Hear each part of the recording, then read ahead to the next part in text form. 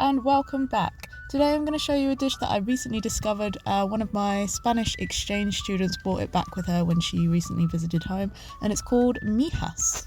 Now, traditional Migas is made with chorizo, so it makes it not vegan, which means I couldn't actually try any of Julia's, but it smelled so good that I really wanted to make my own. So I've come up with a vegan version.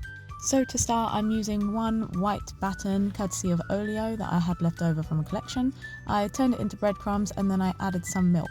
I measured out 100 milliliters of milk and then I poured it in gradually. I didn't use all of it, I saved a dribble which I actually added in later.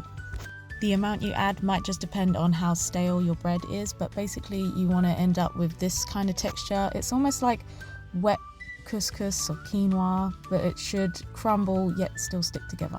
So now for our spices, we're going to add half a teaspoon of salt, a teaspoon of smoked paprika, a teaspoon of oregano, half a teaspoon of mild chili powder, a pinch of cinnamon, pinch of cumin, and pinch of ground cloves, and then mix it up.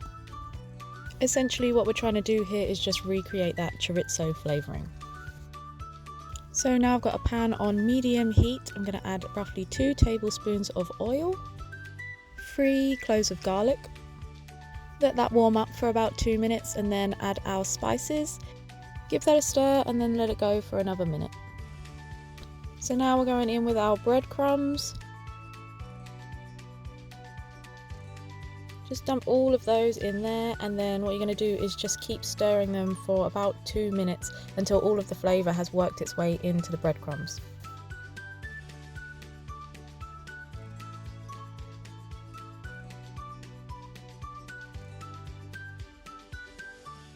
So now it should look like this. It's a little bit dry, so I'm going to take that bit of milk that I had left over from earlier and just drizzle that in.